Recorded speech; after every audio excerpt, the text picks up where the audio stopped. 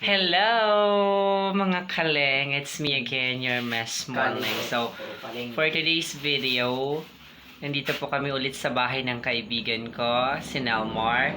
Gumagawa po kami ng fashion attire for our Mess Guinness coming February 17. So, sana po matapos namin to. Ayan yung pilik mata ko. Silang-sila na.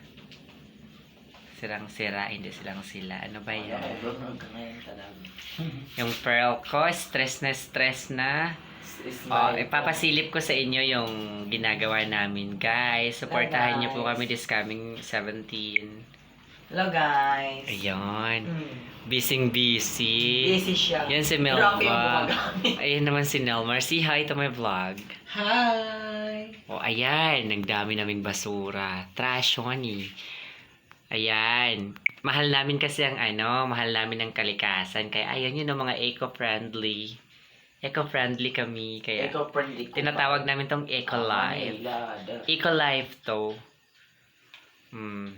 Imbis na proper waste management, recycled na lang. Parang ang ganda-ganda kasi mag-recycle. Ayan na.